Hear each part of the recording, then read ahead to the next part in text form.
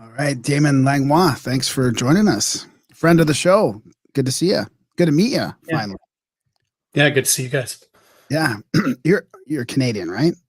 I am. Okay. Yeah. Geez, I have these visions of people that have been around in the chats for years and stuff. And I picture you being back east somewhere. But it's hard to keep track sometimes too. West Coast. Yeah. Oh, are you West Coast? Oh yeah. Well, then you must have. I think I went to a sandcastle competition in White Rock many years ago. Oh yeah, that's part of that. It's part of the lore for sure. Part of the White Rock lore. is where the original World Championships were. That's the original Sandcastle Riot. Was in Really, White Rock. Yes. Sandcastle Riot is an official term. You can look it up. What does Like that a mean? riot, like an actual riot? Sandcastle Riot. Yes, an actual riot. We had one in I'm Parksville looking it too. up. So What do you? there's I been don't two understand. What does that the mean? two Sandcastle Riots. What does So that White mean? Rock had Destroy a each big other's riot. castles or something? Or Well, it's more because of the party, but I just like the term Sandcastle Riot because that would be that's what they would be called. But no, White Rock had a big because it'd be a big party too, right? So they had a big like a riot there, and then the World Championships left White Rock and moved to Harrison Hot Springs, which is basically just outside Vancouver, and without that happening, I don't know if I would be a sand sculptor. So it's an interesting thing to bring that up.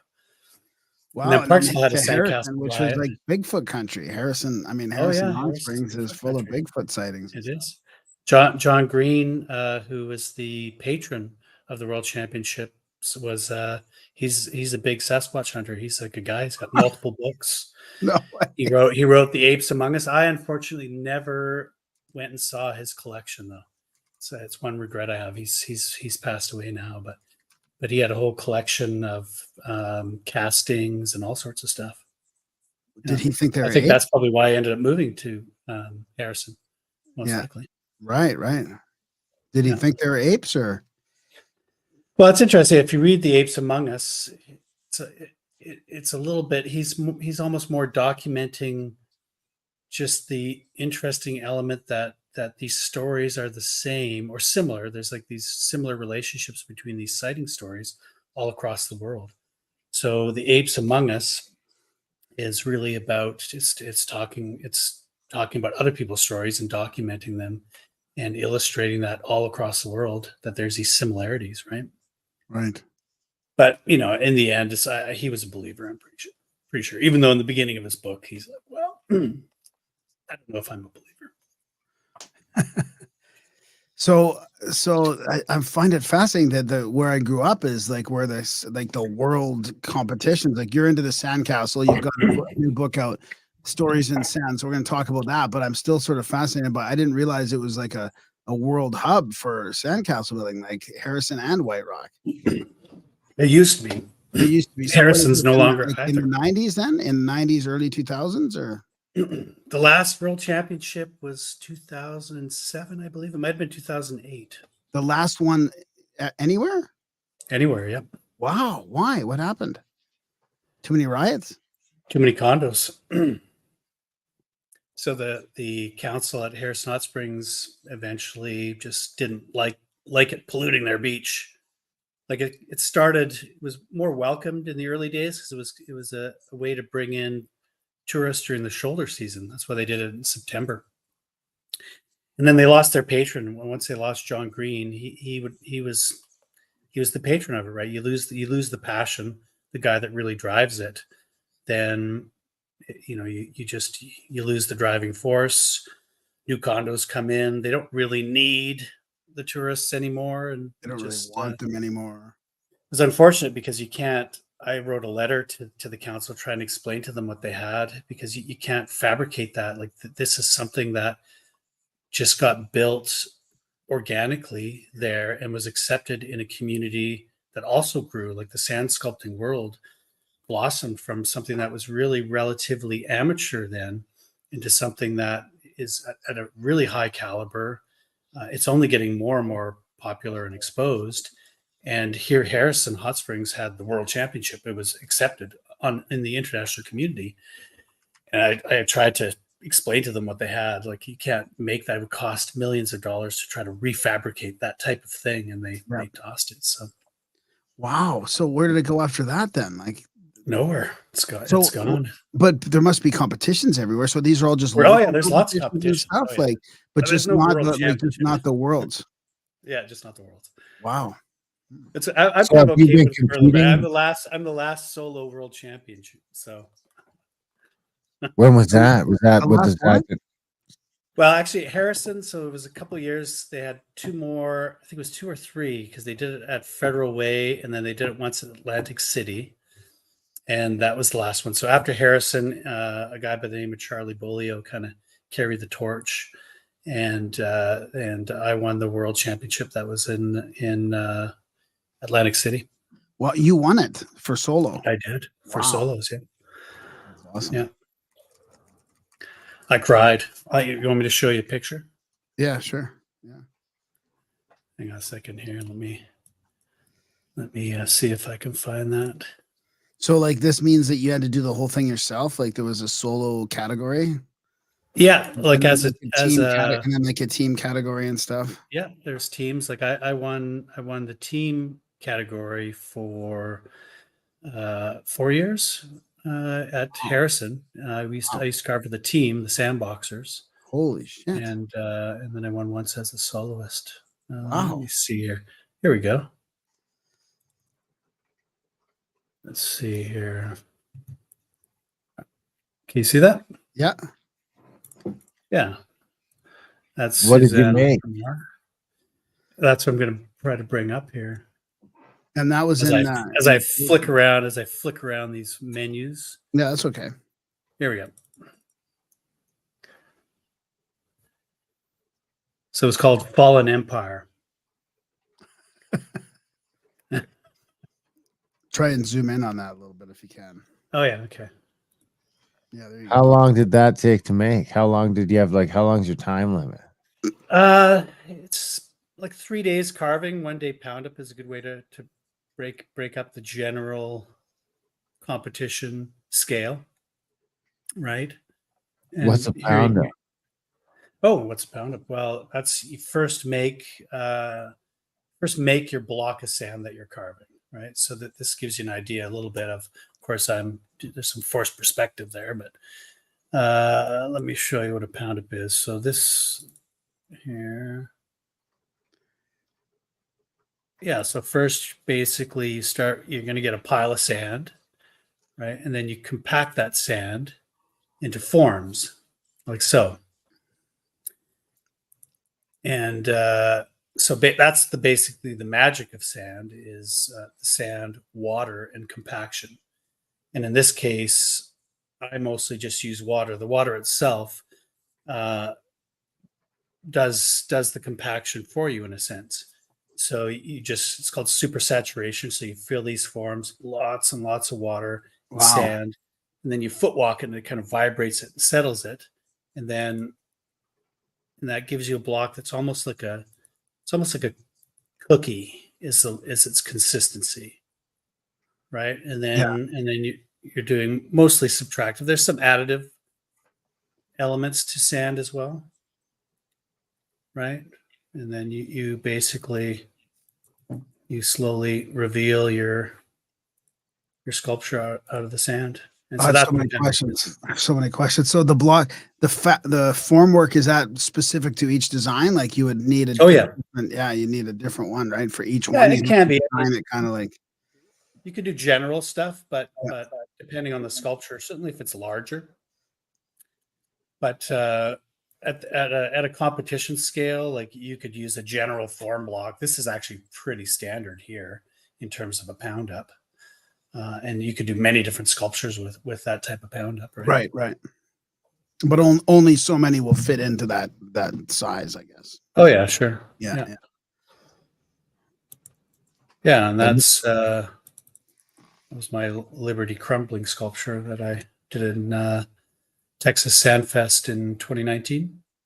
And so you're making that look like archaic in a way too, right? Is that one of the things that got you, like when the Empire crumbled one, like you make it look like similar themes. Yeah, you make it look like it's You know, it's not, you make it, you age it in a way, right? It looks like it has a patina in a way. Yeah, well, that this was the whole thing of like the chair from the Lincoln Memorial is crumbling, right? So that was done super fast, last minute. Like this particular sculpture, same thing. This is beach sand too, by the way. And all sand is not equal. Like a lot of say mall jobs or pro jobs, you're using sand from a quarry that might be old river sand, lots of clay and silt in it. Beach sand is a different. This is good beach sand, but it's Different still animal. beach sand. Look at the And detail of his trousers. Like, well, I'm glad you noticed that because it's like everybody focuses on the face, but it's really like like these legs and the feet, like the slightly inturned yeah, feet, giving the sense of discomfort, and the pant legs and the drapery, like that's really in the foreground. And if I mess it up, like a lot of times when you're carving, you've got 3 days, so your last day you're really scrambling to get it done. so zoom And in a bit if you could. sometimes you'll be carving this, and at the last day, like you don't have a lot of time to be stepping back and looking at it and pondering and fixing and tweaking. You're just carving to finish. And so in this sculpture, I stepped back, and you're like, oh thank God. And you're like, whoa, because this could be out of proportion. And it's one of those things you don't notice it, but if it's wrong, it spoils everything. Right. And like this particular sculpture really felt like it just came through me. So many things were lucky there, like the weather. Like you can have really nasty rain and wind in Texas and Texas Sandfest, and you can kind of see a little bit. No, it's not really high enough resolution, but and I might have retouched it in Photoshop. But you can really see sometimes the damage, and the wind will just eat it away and erode it while you're carving it. It's pretty crazy. Is there any time like so? Man, quarried sand, that's got to be something else. I don't know if I've ever seen quarried sand. Maybe that's the stuff I'm like buying for my aquarium. Depends. I mean, actually, usually what happens is when you're going to a yard, you're asking for what they don't want. A lot of times it might be tailings. It might be plaster sand works pretty good. It's kind of weird because plaster sand's got really angular grains, and the grains really want to lock into each other. And that's part of it, right? That's why some beach sand isn't really good because it's really washed and tumbled. So river sand is really your best sand because it hasn't been washed and tumbled, angular grains, lots of different scale of grains. And then you've got clay and silt. And it's a little bit like concrete in a way, right? Like all those grains and then the water and then compression, it forms almost like a bond in there. And then certainly if it dries out and bakes, it gets even harder. Whereas beach sand is washed and tumbled. It's almost like stacking marbles. So it really depends. And so when you go to a quarry, you might be asking for what they don't want because the type of sand that's ideal for sculpting isn't really good for drainage, isn't really good for adding to concrete, isn't really good for those things. So a lot of times you have to go there in person and, find the vein or find their tailings, go, that's what we want. And they usually go, oh, that crap. You're like, yeah, that's what I want. How did you end up making sandcastles? Did you obviously you're an artist. Did you just start with sand, or did you migrate into that, or is it just like a sandcastle thing that got out of control? Kind of. I mean, most professional sand sculptors have somebody that introduces them to it, right? Like we've all made sandcastles or played in the sand, but me, like everyone else, I didn't really consider it like a artistic medium. And then my first job as a designer, I shared an office with a sand sculptor. They just formed a new team, the Sandboxers. And, he's thinking he's lucky. Here's an artist just landed in his lap. So he asked me to join his sandcastle team. And I just said, sure, not really thinking too much of it. And then we went to Harrison and we got second place competing against the pros. And from that point, I was hooked. And then I carved with the team for years and years. Yeah, it's weird. It's like you're either really hooked or you're repulsed by it because it's its own thing, right? You finish it and it's gone. Like that really makes people wonder, like, how can you do it? Like, it's a lot of effort, especially in those days. Like, we would go to Harrison, you'd have to dig 40 tons of sand out of the beach and pile it up, in a few hours. Physically grueling, still physically grueling. Like that solo sculpture, you're basically doing the same thing with about 10 to 12 tons of sand, and it's a lot of effort. And then afterwards, it's gone. Or you might have a collapse. You really have to be willing to risk just losing it all, and in some ways making a fool of yourself. We always console the sand sculptor at a competition who has a collapse, being, well, you're part of the show. You're showing people that it's just sand. You don't want to be that guy, but. So what happens? This is a thing where like it'll actually just fail somewhere and collapse. Oh yeah, for sure. Yeah, you have collapses. I mean, the biggest thing I think that defines a sand sculptor is you always finish. So even if you have a collapse, that's why we have another term. It's like you have the sand sculpting dictionary. It's got a recovery, right? So a lot of sand sculptors get a lot of respect for good recoveries. And even me in the sand sculpting community, like carving as a team at Harrison for years and years and years. And we were an amateur team, right? Like none of us on the team in those early days were doing professional jobs or anything. We're competing at Harrison with a lot of sculptors that are professional or pros. And being on a team, you kind of disappear. And I got noticed, and people started talking to me and respecting to me after I had a collapse on one of our pieces, and we recovered from it. We did something with it and had a good recovery. And that's when it was like, it felt like it was, oh, well, okay, well, you've passed that hurdle, I guess, right? What did you do? What was it? What was the story about that? Oh, the piece was called Love at First Fright, and it was a Frankenstein kind of scene. And the Frankenstein's monster was kind of cradling the bride of Frankenstein, had a wicked Frankenstein monster's head looking down, and it stood up the whole day and then came back the next morning, and it was gone, right? The head was gone. The head was gone? The head was gone. And you're like, yeah. So what I ended up doing is I ended up carving his head in his other hand. So he had the Bride of Frankenstein, and then because he's a monster, he's Frankenstein's monster. It's kind of made sense. And then we finished with that. I think we still placed, even. I think we still got third place. So, yeah. Oh man, I have so many questions. So do you have to start from the top down all the time too? Is there a total way to go? And do you have to have it all designed on paper first? Like, how do you all follow the same vision? Because I mean, they look so sort of perfect. I mean, that's the other element that kind of defines your capability as a sculptor is you've got to work with other people on this artistic vision. So like a lot of times on pro jobs, big jobs, you're working with other people on the same sculpture and wanting to tie it together and make it make sense. Certainly when we were doing that as a team, we actually had some advantage because we were all in the same place together, so we could plan. And that's one way how we as amateurs were able to compete with the pros, because we could all get together, make a plan, and kind of sometimes we'd even practice and be able to execute it. Whereas a lot of the other sculptors, they would come in and do a team piece, but they wouldn't have a lot of time for planning. Of course, they're doing it all the time, so they wouldn't need it so much. Yeah, but you don't really.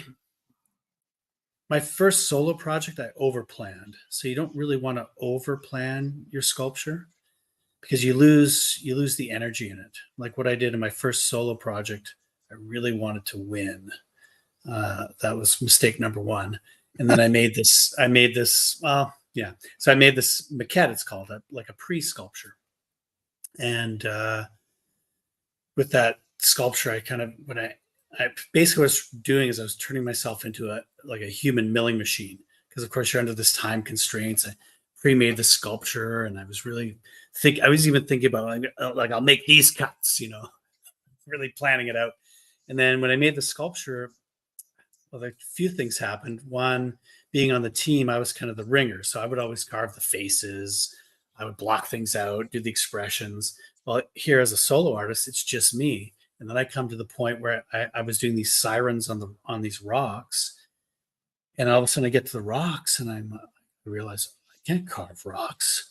I don't carve rocks. You know, I didn't go through like a traditional apprenticeship where it's like, you're a low man on the totem pole, you go carve the rocks. Well, there's a good reason for that type of thing coming up into something, because then you know how to do everything. I'm all of a sudden I'm like, these rocks are prominent piece, and I just, my rocks just sucked. They looked like we call them pillow rocks. It's like at the end of a sculpture, you rock out because you got to finish a bunch of mass and whatever. It's sort of rocks, but in this case, they need to look good. And so I sucked at that. And then there was no life in the sculpture because I put it all in my maquette. And I realized it later because in my disgust, I gave this maquette to one of the organizers of the event. And then next year I came back to visit. They'd have a party, and I went to the bathroom, and in the bathroom they had my sculpture. And I looked at my maquette. I was like, oh, that's a beautiful sculpture. And it dawned on me, well, that's because I put everything into that sculpture.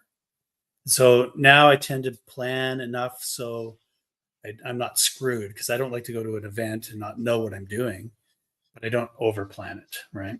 So is that why you said in that one that you showed us, I think we were on the show when you showed us, I'm not sure if we were recording yet, but you said that one really flowed through you because so you kind of enough planning that can still happen, but not too much where it blocks that flow. Yeah, like actually I've got the maquette. So it's kind of useful sometimes to figure out like the engineering of it. Like this is a little maquette I made for that sculpture. Right. Right. So what do you make that little thing out of again? Just a little bit. That's just the same sand, just a mini version. This is just clay. Clay. So okay. Yeah. Do you always do one of those? No. Mostly I don't. But they are useful to figure out because, of course, you're gravity bending, right? So sometimes it's just useful to figure out the structure of your piece, figure out the engineering of it. What does that mean, gravity bending? Well, gravity is, of course, some of your enemy was sand. Like it is just without sand direct and water. support, kind of. Yeah, exactly. Yeah. So part of the illusion, part of the magic of sand sculpture is illusion. So that particular sculpture doesn't have a lot of risk to it, but other sculptures can. So you're doing things so that they look natural, but they're supported somehow. It might even be as simple as, like, say in this case, just where you put your hand, where you put your positions of a posture, how you're. You might even do things like it's actually stuck against a wall in the sculpture. It's like mega bas relief, we call it. So you're playing with the illusion to make it look light and flowing, but it's actually everything is supported, and that becomes an intuitive process too when you're working with it. Wow! Can you show us some more pictures of that type thing? So did you just keep practicing then right from the last world championship was there, but there's still been other competitions? Have you been practicing completely through, or did you take any time off? I know you said you're going back out building right away, right? Oh yeah, I'll be going to Parksville in a couple weeks and competing in Parksville. But yeah, I mean, you can see some of these guys from. Let me just bring up. Yeah, I've got you on the screen again, so that we've got that. Okay. Like here's a Sasquatch sculpture I did. Oh yeah, awesome! Let's see that. Oh, look at that. Right. So here's an example of like just positioning his arm. So it's actually contacting him. So all that stuff is supported. These trees creating support.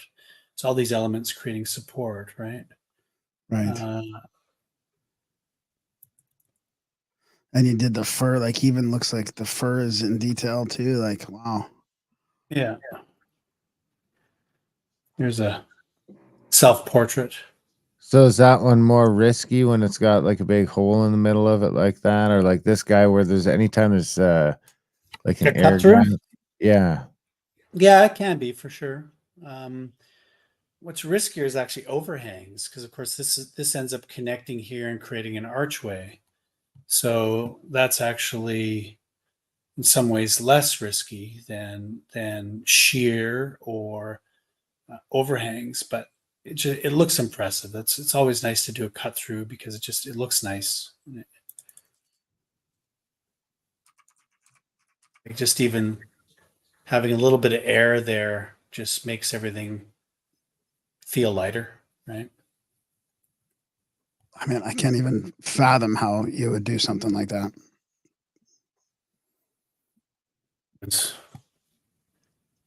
We did the How many Guinness World tons of Record. sand is that?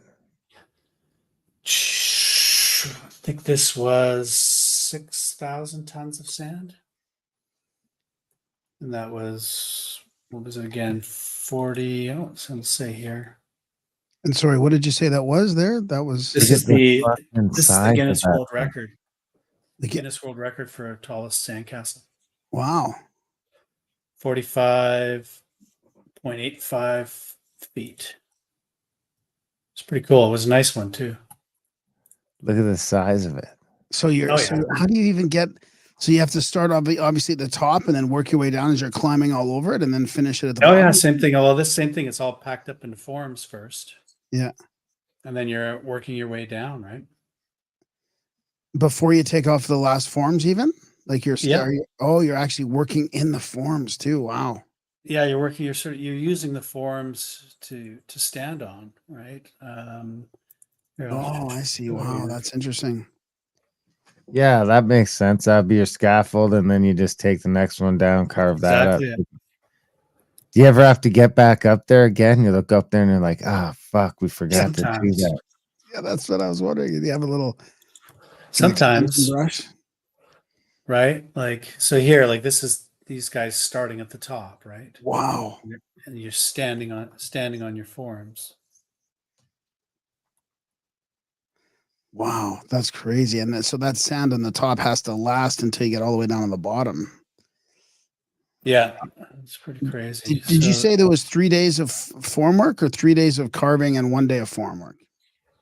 Yeah, on a competition, usually it's 1 day pound up, 3 days carving. Okay, yeah. It's typical for a competition. Like the stuff that's in the book is much bigger, a whole different scale, Right. right? What did you like? well, were you on that Guinness Book of World Record one or is that somebody else? Yeah, no, that's I designed. I was Wow. basically really? the design and director. I did some carving on it, but mostly I did the design and direction. Really? So what is that part? Yeah, Is that so a this bunch was a of things like team. the Taj Mahal, was- the Colosseum? Yeah, different world element. This was for Turkish Airlines. So one of the reasons this sand sculpture became an industry is because it garners media attention. So people ended up triggering on it to use it as guerrilla marketing. And so here's a case in point: Turkish Airlines hires us to get the Guinness World Record for the tallest sandcastle, and this becomes national news. And if you look at the cost to do a couple minutes across the United States for an ad, it's a lot, including production and everything. So here they get that part for free because it goes all across the news. Plus they've got Right. like the pyramids and the Colosseum and the Taj Mahal. Yeah. So these are all areas that Turkish Airlines goes to from their. So case in point, we're talking about Turkish Airlines. Yeah.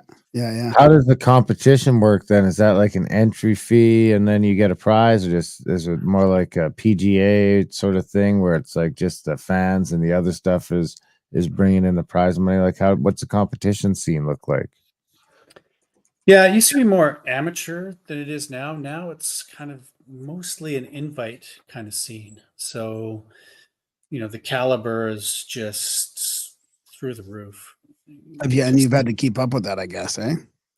Yeah. The technology and the caliber and It's just, I mean, a lot of it is like you trace it back to those days at Harrison, and this is pre-internet and they're bringing these sculptors from around the world. And it's funny because I remember the Russians would come in, and us North Americans and the Europeans, you'd have a little bit of this thing. Well, the Russians, they're really good, but they're so stiff. Everything they do kind of looks a little bit like propaganda art, it's so stiff. Yeah, they're not so stiff anymore. Yeah. Right. So now you've got these sculptors that, they train for years and years and years, 7 years minimum training as artists.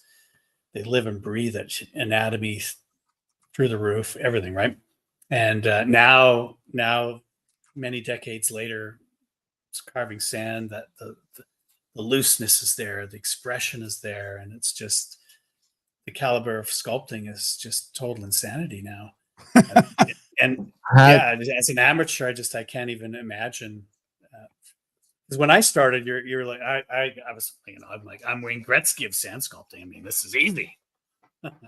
Yeah, not Wayne Gretzky anymore. Has the tech changed at all, or is it just, are you doing the same sort of thing? Like, are they using computers behind this stuff? Does that translate to the field? I mean, it barely translates to the field in construction. I can't see it translating at all in art. There's USB blowers to blow your sand away. I've picked up a couple of electric sprayers. That's something, which actually might be good for me. I've got a water curse, so anytime I'm trying to use a water sprayer, because of course sand and water is an important element.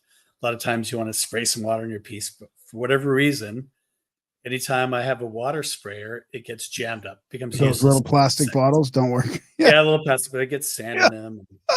Anyways, one of the reasons and pump ones, all is that sand just gets in these moving parts, right? So I've got coming in the mail an electric sprayer, so now everything's sealed. So I'm hoping now my water curse will be gone. Everything's sealed. I just press a button. So yeah, there's some new tech. Formwork's changed. I mean, there's always like searching new tool tech. Like, this year it's the horse brush, but really it goes back to the standards. We use masonry trowels and plaster trowels. Steel is the best. Yeah, so not a lot of forming. The pool forms was a big kind of technology advance in a way, where they're like flex forms is what they're called. They were called pool forms because somebody in California saw these old walls for these above ground pools in California, and they grabbed those and started using them in sand. They were perfect, and they got fitted around to different people. But that was a short-lived thing, and this material was like a laminated material, so it's flexible and super stiff, and light. When that and it was recycled, right? So when that ran out, it was gone. But now you can use any plastic that works. But that's where the term pool form came from. But really, they're flex forms, and that's something that's evolved. But really, it's still really just about the sand and water. So more people using AI to come up with ideas, for sure. You said you consider yourself not the Wayne Gretzky anymore. Who's the Wayne Gretzky now? If you had to, if they did have the world championship now, who do you think would be? Is it American guy? Is it, who do you think's the best in the world right now? Well, Russians, Dimitri's really good. Ilya Philomonster's amazing. A lot of the Europeans. I mean, Abe Waterman, he wins a lot. He's very good, very fast, really dialed in with expressions. Certainly at a competition level, he's probably got the most first place going on for him. So, do you practice? Is this something like, do you have a bunch of sand in your backyard and I do. Yeah, and you just like pile it up and make something out of it, then knock it down and do it again? No, I just do it. Back in the day, I'd practice. We'd go to the beach and practice, but mostly now I rely on muscle memory. And then as I get older, the muscle memory seems to be not quite so memorable. Have On the pound of any of steak. them got to stay? Like, did this one got knocked down? Even this Guinness Book of World. Like, have you ever done one that was out of like some concrete dust that they then just stayed after? No, I have not. Like, in fact, I think I have a picture that pile is still there. That was 2015. Spray with some kind of clear coat. Yeah, we have a sealer. It's like basically a white glue, water diluted mixture. Let me see. Do I have a picture of that? And Yes, is that as soon as it is that what you rains, do? you're fucked. What's that? As soon as it rains, you're fucked. I guess there's no stopping the rain. A little bit of rain is okay. A lot of rain, not so okay. And that's basically what happened in the Kuwait job. I'll show you some pictures of that actually. Let me go there. We got, like, Kuwait has, what is it? I think officially in general it has maybe 4 inches of rain an entire year, except once every 100 years it gets a lot of rain.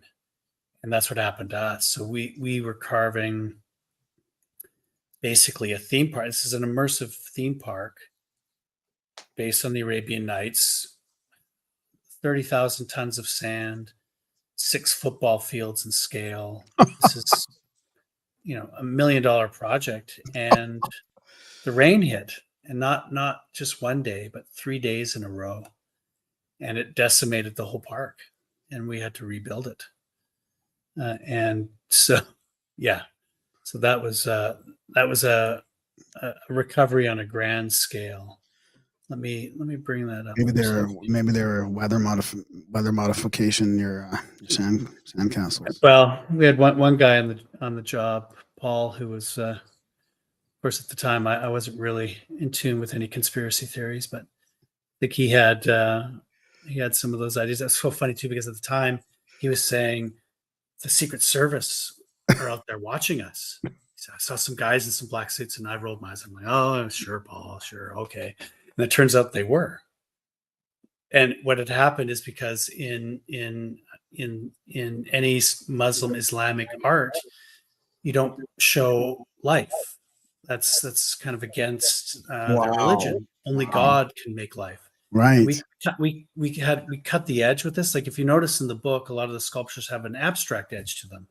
There really isn't any realistic eyes or anything like that. I made a rule book, actually. Like, here's the boundaries of what you can do. But it still was really cutting the edge. And I guess at the time I wasn't on Twitter or anything, but people were just really going off. Like, we must kill the infidels. And they debated about canceling the whole thing in Parliament. And so it turned out that we were being watched for our safety. So who knows? It could very well be. They're like, make it rain over there on that castles. They're carving life into the sand. Make it rain. Could have also been a lot of praying for rain. So was Right you like here. contracting at that point then? Like, you basically sounds like you were running a company that was for hire to do sand sculpting around the world? Like, how do you get into this with, holy man, like, yeah, you bid something like that, or is it just an art thing where they just come to you and you're like sort of handpicked, or how do you get involved in a project of that scale? Yeah, and this was through. So I work a lot with the sand sculpture company, Ted Siebert. So they've been doing sand projects for decades and slowly doing bigger and bigger projects. And I would end up doing a lot of projects in the end with Ted doing the engineering side. That's where my design side of my life kind of comes in and intersects. So I would do concept drawings and form plans, a little bit more of that engineering side of things. And then we had done a project with this outfit called P2BK in Kuwait. And that was the year before. And it was still a pretty big project. And then the organizers of that just came up with the idea of doing this mega project. In Kuwait, like a lot of these places, it's like a bit of a chip on the shoulder. They got a lot of money from the oil, and it's like they want to prove themselves. and that's kind of a little bit what prompted this, because it's crazy. Like when he first presented it to Ted and I, we were kind of, well, should we do something like this? I mean, this is crazy. Like, I don't know. And then, you know, Ted's kind of the Captain Kirk in the relationship. I'm Dr. Spock, you know. So Ted's like, oh, let's do it, you know. Okay, sure, let's do it. And so it's really a kind of like the book. It's like a lot of smaller steps of compulsion, right? So we say yes, not really even thinking it's going to come to fruition. A lot of these things don't come to fruition. They just kind of disappear, you know, never mind. Yeah, but this one just kept going, and we just kept flowing with it, and here we are. So yeah, so this here you can see some of the scales. So speaking of form work, so it's just like a time lapse going Oh, around. this would be You can great. see Yeah, you what's can going see on. how you Right, so you throw every one and then add to it and add to it and add to it till you get all the way up to the top. And so then you remove the forms and you carve away, and then this is the storm kicking in here. You can kind of see it hitting this tower, and then this was the first day. So we had 3 days of this storm, basically almost melted the whole thing. Yeah, so something at this scale, it was just devastating. And then we had to come back from that, and the it's funny recovery. because I did this. I call it the underdog football coach speech, right? And getting the team together and yeah, basically giving the underdog football coach, you know, we can do this, guys. I have it written down somewhere. I don't know if I can find it anymore, but it's so funny because it's just the Europeans were all rolling their eyes and the North Americans were all super jacked by it. So do but you it's have a good. It picture? worked. I mean, we came back and fixed the thing. So Do you have a picture of that final product at all? oh yeah, I've got gobs of pictures. That's the whole book basically documents it. Do you have any Right? pictures from the book you could show us? Sure, yeah. Yeah, the book, is that you on the cover? Is that you on the cover of the book facing there? Is that you? No, that's other guys from the team. I'm on the I should be on the inside flap is me. I'm on the back, I think. Oh yeah, you're standing up on the step. Don't you get nervous Yeah. to go up on those steps that you might just break one? Oh, you're careful, but it's pretty firm, especially on the Oh yeah, there it horizontal is. there. Yeah. Yeah. When I Yeah, meet like up with you, Graham, I'll bring the book. Yeah. This is a great shot for scale. I love that shot. Wow. Yeah. Like you just really see how we're just all in it, right?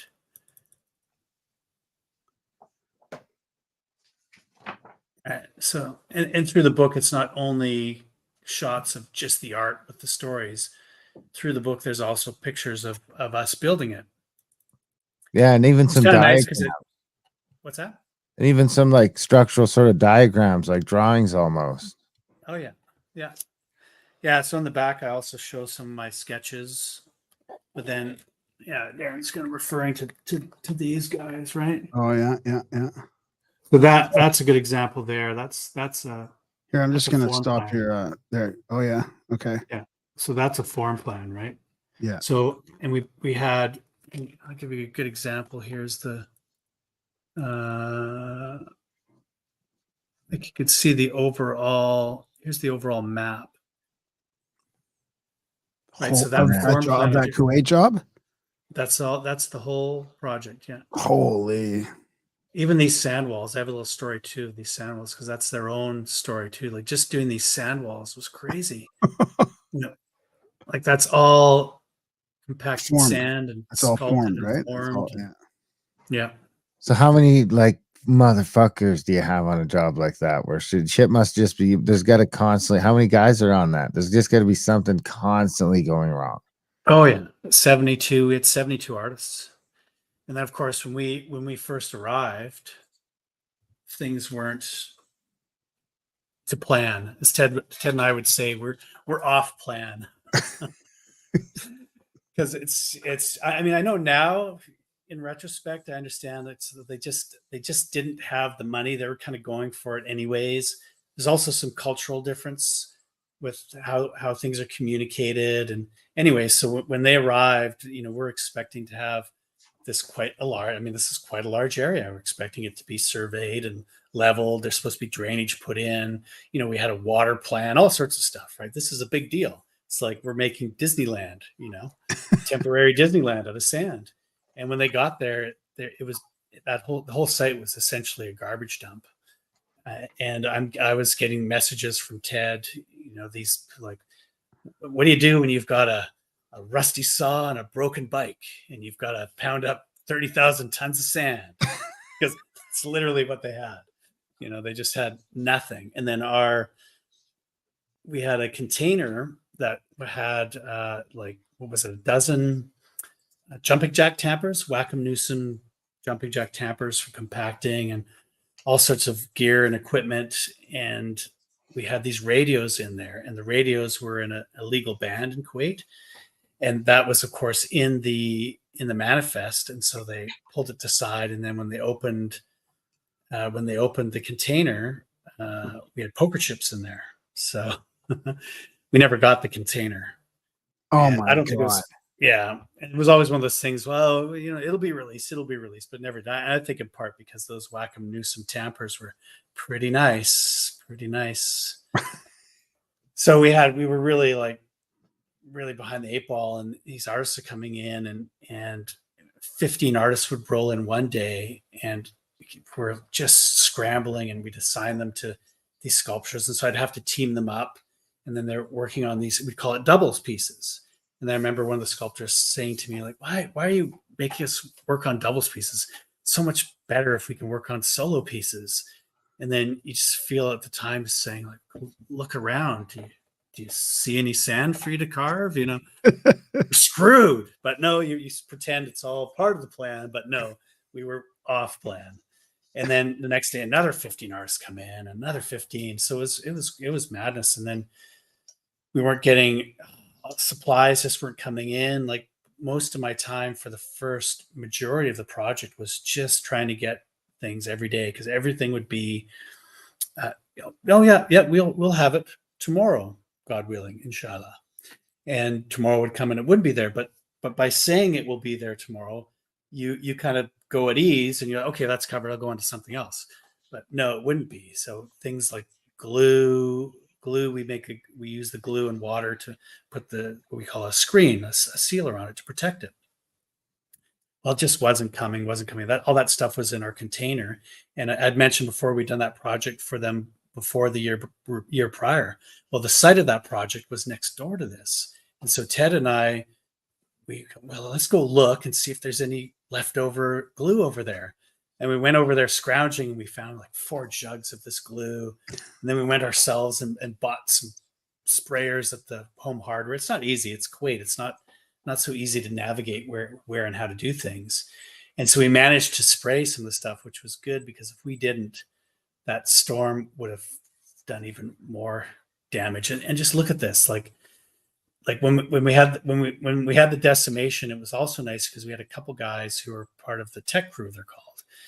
So they actually have experience with sand disasters, because this whole idea comes from these sand parks that are done in Europe, and as part of the lineage of sand sculpting, they kind of blossomed as an industry actually here in California, Pacific Northwest. Especially with this form work of making these mega sculptures.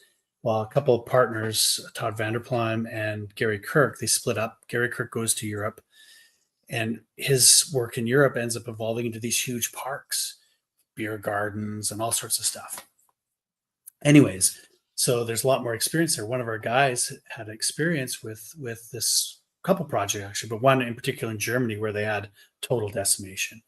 And he had the wise tip of, don't bring everybody back the next day. Just bring a skeleton crew and we'll go in and we'll clean it up. And it was brilliant, because when we went there, I don't know if you can even get a sense of it from the pictures, but I'll pop some open. But it was just, it's hard to describe just the level of brutality that so you're going to the site and it's just decimation.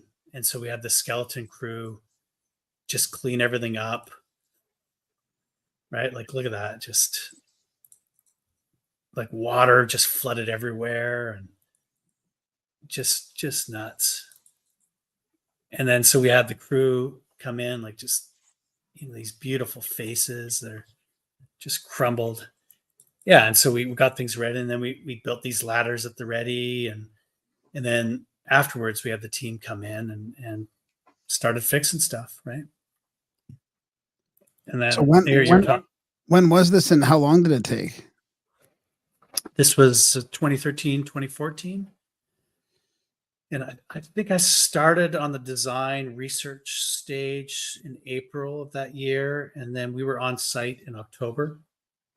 And then it went from October until basically January. And then there was another storm. So we were done in January. Then we left. And then we got the phone call. Oh, there's been another storm. Can you come back? So we did what I call the repair tour. So we went back with a dozen artists again and fixed things up again. Wow. Yeah. Man, that's something else. What kind of are you still doing stuff like that? Like you got, is it just competitions, or do you have any contracted builds coming up? Is anyone, man, look at the fucking size of that thing. Yeah, so this was us recovering from the losing the tower. So this is what that palace looked like after the storm. All these towers just decimated. Oh yeah. This decimated. We almost, like, if it kept going, we would have lost everything. You can see this. This is what's called the pad. You can see this was starting to compromise underneath everything. Right. Yeah, and then in the end, what you're seeing here, that palace, then that's the cover. That's the cover photo. That's what we ended up. You can see the tower there. And this was the walkover palace. You could actually walk under this as well. That's Shahryar and Scheherazade. How long did it last? It might even still be there. They actually ran into hot water because they didn't remove it. And so it ended up having people basically went in and made a renegade BMX park in it. And but outdoors could last many, many months if maintained, for sure. Indoors, these sculptures could last indefinitely. Do you have any more pictures of that? Oh yeah. Like, check out some of these guys.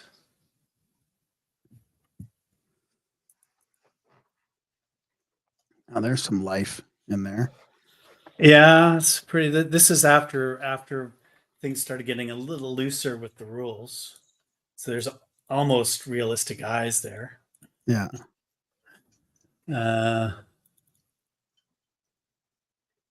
Here's a good one for scale.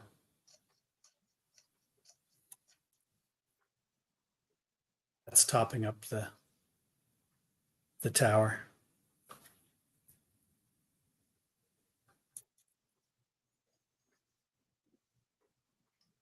Team. How many fights? What's that? How many fights did you have with that crew? We almost had a fight. We did have a divorce, but then Johannes and Paulina are married now, so they found true love. And who's that big giant titan there grabbing the building? Which one? Where? On the left, the big giant titan in sand. Oh, here. Oh, that's the genie from Aladdin. The genie, yeah. Yeah, that's the lamp genie. This is the ring genie. There's the princess there. Yeah, that was cool. That was a whole at night they illuminated it all, and they had fire effects, and that's Enguerrand and Leonardo Uglini. Leonardo's really popular on TikTok. He's got millions of followers, makes these cool videos. These guys, speaking of the Wayne Gretzky's, these two guys here, they're crazy. They're crazy good. That sculpture was brilliant. Is that the biggest job you've ever done? That's got to be one of the biggest jobs ever done. It's one of the biggest jobs ever done.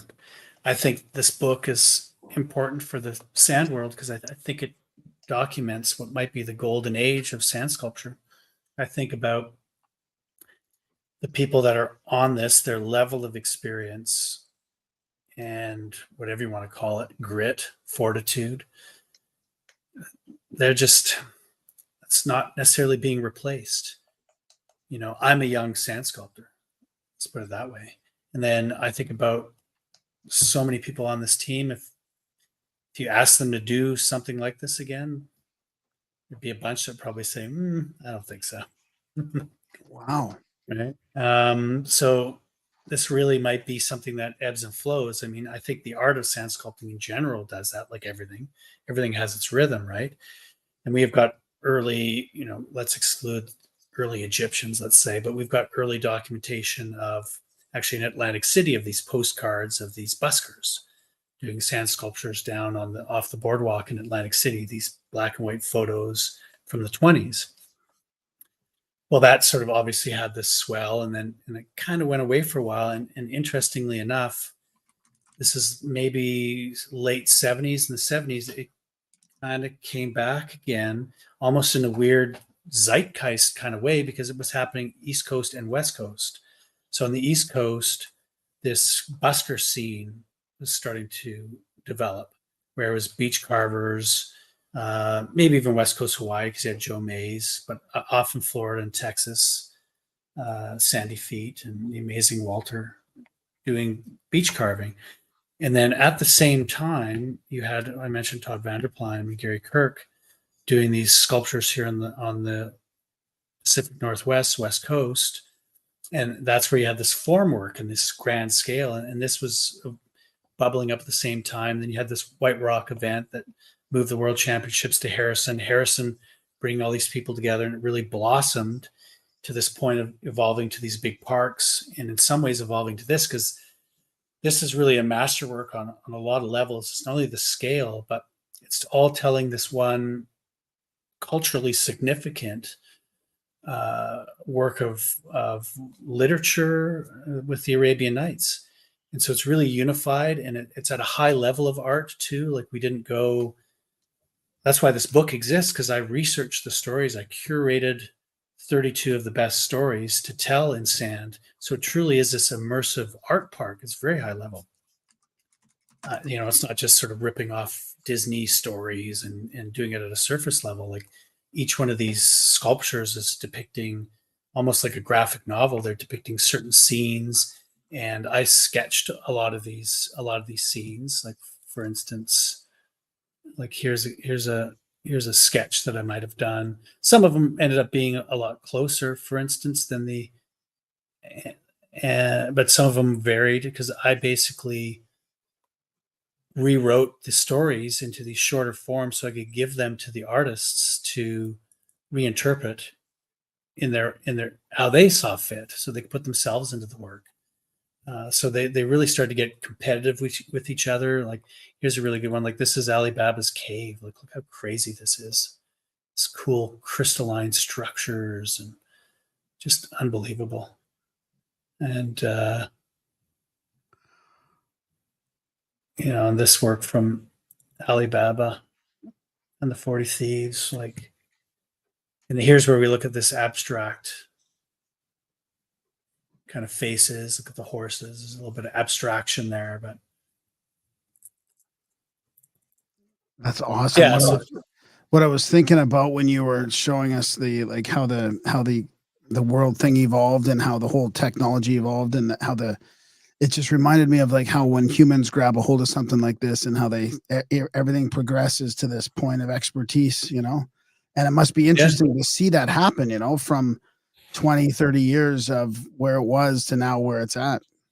Oh yeah, 100%. It's like when I started in doing a Coke bottle out of sand was impressive. Yeah. And that's still impressive, but this is a whole other level of insanity.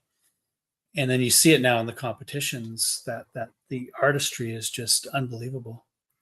Here's another nice thing. Like if you look at the sketch compared to the final sculpture. Yeah. Let's see here. Right. A lot of similarities. Wow.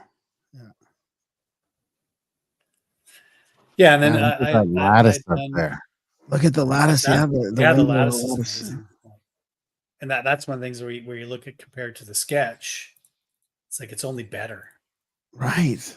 Wow. Right? Like that's like, so here's the idea. But so the artists are really like making those details pop out, like even the pattern around the castellations there. And, oh yeah, that's just beautiful. And then I love this detail. The bag, because like the cushion, trying to capture, because what's in the frame story, Shahryar is like he's basically lost his mind. His wife was having orgies with the slaves, and he caught her, so he loses his mind and decides he's going to marry every virgin in his village and murder them after he deflowers them. And he's continuing to do that until Scheherazade offers herself up.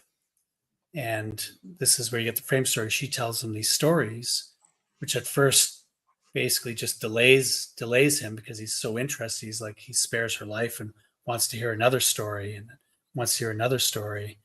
And then that carries on for 1001 Nights until she basically brings him out of his madness. And then they get married. And anyway, so I wanted to capture this darkness in the sculpture in some way. And this is where I had these kind of abstract skulls here, maybe. And I just love what Andre did there, where it's like just this subtle tassel on the pillow with the skull. It's just, that's brilliant, you know? Yeah. Where can people get the book? Where's the best place for people to get this and support you and get you into that next print? Storiesandsand.com is probably the best place. Did the Kickstarter pretty much buy up a lot of them, or is it you still got quite a few left? Yeah, I've got about 150 left to go. So the Kickstarter funded most of the project, and I also set up an Etsy store, so I've been selling them on Etsy as well. The Kickstarter would direct you through to the Etsy store, and I've set up Amazon as well, but I'm waiting for, I've got the rest of the books. Like I got the bulk of the books shipped by the slow boat to a fulfillment center. So they'll be doing shipping and delivery. I won't be doing them, but I got an expedited order for some of the signed ones and things like that. So I have a few of those ready right away, and those can be got on Etsy. But eventually I'll also have an Amazon store to sell them to. Right on. It looks amazing. Oh my God. The Angel of Death and the Rich King. I mean, that kind of stuff. Oh, it's just unbelievable. Oh yeah.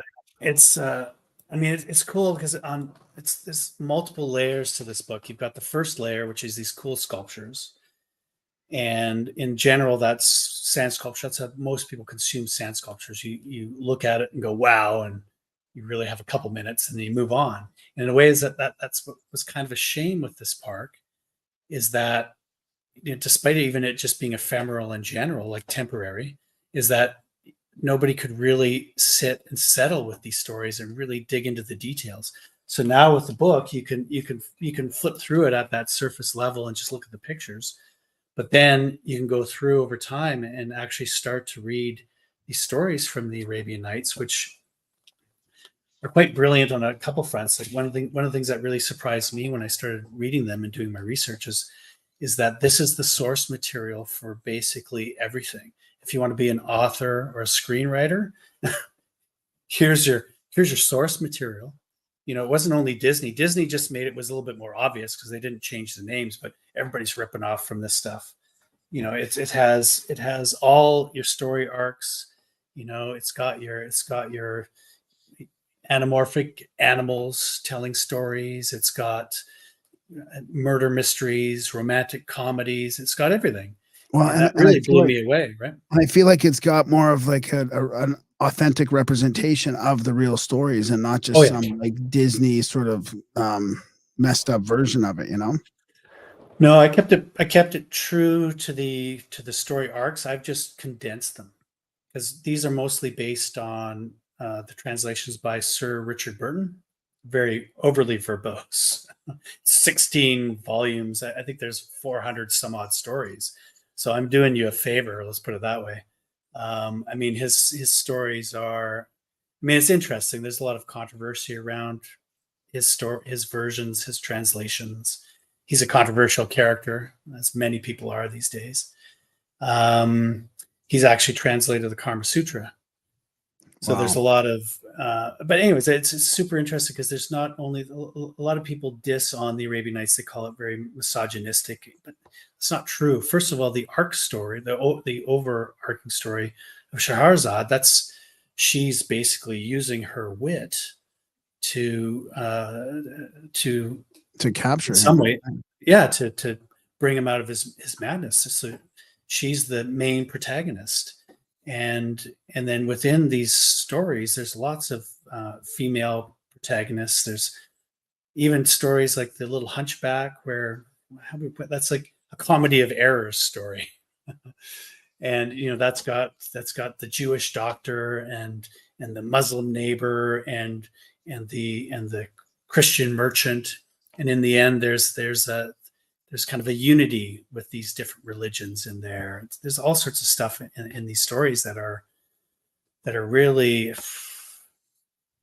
in some ways, I mean, you guys can relate to this stuff. I call this book like it's like a spell for peace Yeah. because these stories are really they are about that. Even the overarching element of Shahrazad bringing Shahryar out of his madness, and they get married. They fall in love, and to me, the path to peace is what I would call extreme forgiveness and the power of the word. And she's basically weaves a spell. And in these stories, and what's nice about how I've curated them is it's a little clearer because this isn't really talked about much in the academics of these stories. But the overall arc of them is they begin with kind of the dark side of mankind. Like the three apples is almost like seven. Like they find a fisherman pulls out a box and opens the box, and there's a woman who's cut up into 19 parts, and then there's an investigation that happens, and it ensues from there, and these stories start to slowly move into stories of kind of forgiveness and ethical morals, and then in the end, with Sinbad and Aladdin, they're really stories about overcoming evil and really finding the goodness in humanity, and then of course the story ends where he's come out of his madness, come out of his revenge killing. And so there's all these super interesting layers to first of all to the story, but also in this book because there's that layer, but then there's also our story. So I've inserted our story of building this park and our kind of hero's journey into it as well. So it's kind of it's got these multiple layers to this book. So I love it. Yeah, it came out great. It's really well done. It's and it was on my coffee table for a couple weeks. All the kids have been through it. The wife's been through it. So we've enjoyed it. And I'm gonna meet up with Graham here this weekend. So I'll bring it to him so he can go through it. But I mean, it's just you're just kind of in awe as you go through it. You just sort of flip from one page to the other because I don't know anything about the sand world. So to me, it's just one page after another of shit that's just completely out of this world. It's on a scale that I really didn't even know existed until I started going through the book. And it's like, holy man, this is like way bigger than I would have ever imagined when I think of sand sculptures. yeah, and there's also there's the best of the best there too. Like that's cream of the crop for sand sculptors for sure. Well, and it's good to see that like the art brilliant art surviving. I mean, I was just reading like this book, The Decline of the West, and it was talking about all these phases of art and how they go through phases, and we're really in a phase where we're losing the fine art, but this seems to bring that back to life, like the old sculptures and the old stuff from the Greek and Roman days or the classical period. Yeah, for sure. And what I like about it is an art form that the public consumes, right? Music is another one, but in general, the general public doesn't go to art galleries. Maybe they go to museums once in a while. But sand sculpture brings out people in droves. So it's an interesting medium that you've got an audience of the general public in media exposure.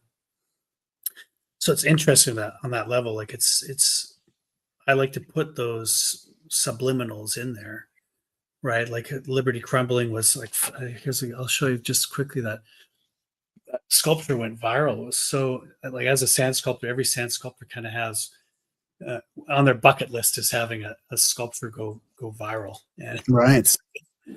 that was mine. And it was so funny because you're like, you step away from it and then all of a sudden it's just going off and like, here's just an example, like this one website.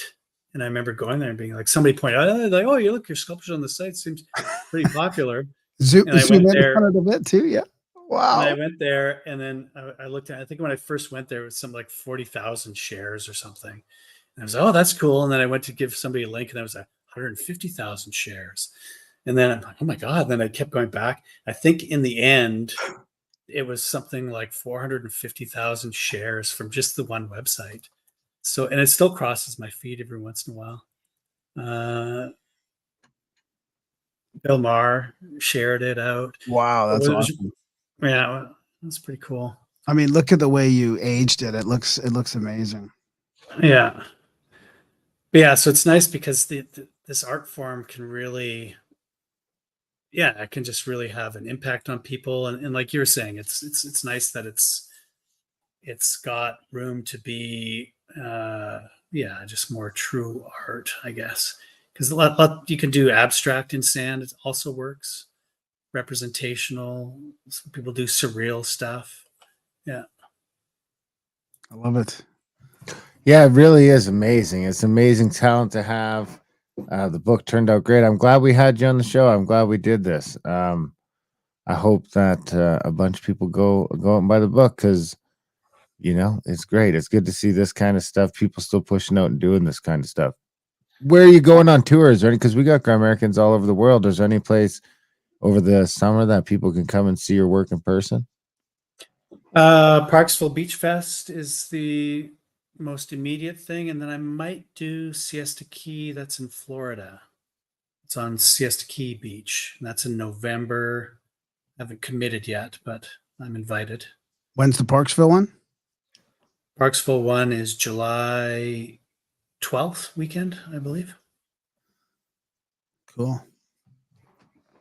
Cool beans. Well, Damon, this has been great. Of course, if people want to meet him in the chat, so you join grimerica.ca/chats and chat with the artist. Maybe you can get in on a show or come and see him or get the book signed, get the signed book, which I guess people can do through the Etsy shop as well. But Damon, this has been great. We appreciate you coming on the show, and we hope the book continues to do well. Yeah, cool. Thanks for the invite. All right, have a great night. Yeah, you too. See you guys. And that was our chat with Damon Langlois. Dasmo in the chats, if you're in the chat. So what'd you think? Oh, amazing. It must have kind of caught you off guard because you didn't really know what you were getting into. Yeah, totally did. I just remember being like, I remember going to a couple of sandcastle competitions, maybe even Harrison. I'm sure I even would have gone to, I remember Harrison having them. I might have even gone there because I grew up not too far from it, Maple Ridge. I was in Mission a little bit. We'd go to Harrison now and then, and we used to ski right near there. Every year we'd go to Hemlock to ski right near Harrison. So I wonder if he does snow. I wonder if there's a snow crossover. Oh yeah, there might be, because I saw one of these snow ones where they had a whole bar and a whole little town thing done in ice. Actually, what was that? Was it in Norway or Russia or something? But yeah, kind of similar because it looked so good, just like the sand does. Like amazing work. It just really, to me, it brings back that classical sort of sculptor feel. Well, it just brings back like pride and workmanship. It's too Yeah. bad we don't have any real buildings that look No, like that, but it's cool to see that.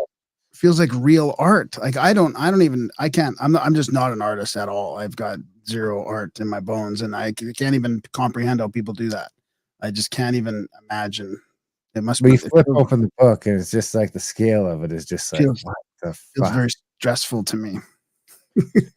Oh yeah, the debate. We missed the debate. I watched a little bit of the debate with the missus before I came down to the show, and I don't know. It looked like they had given Biden the wrong meds because he seemed like a little retarded. It was No, kind I of think he's gonna come. I think he's gonna come around. It's gonna be there's a time time release thing. He's gonna finish strong. It's taken a while to kick in. Started rough. I mean, I know he started rough, but it hasn't kicked in yet. It hasn't. There's a couple times where I was like, "What the fuck is he talking about?" He's like, he's crossing some streams here. It's like he's talking about immigration, but the question was, Anyway, I'm sure we'll hear all about it all over the socials tomorrow, and we appreciate you guys for listening. Big thanks to Damon for coming on the show. Get the book, of course, storiesandsand.com. Big thanks to you guys for listening. Even bigger thanks if you're one of the Lords of Grimerica. We only got a few of those, but we got a lot of nobles in the chats, a lot of nobles that support the show, help us along. Andre, you could be a lord. You could be Lord of the Gays, the Gay Lord. Hey. Anyway, big thanks to Damon for coming on the show. Big thanks to you guys for listening. Grimerica.ca/support if you can, when you can. GrimericaOutlawed.ca for the other podcast. AdultBrain.ca for the audiobooks. Other than that, we love you guys. Thanks for listening, and we'll see you next week.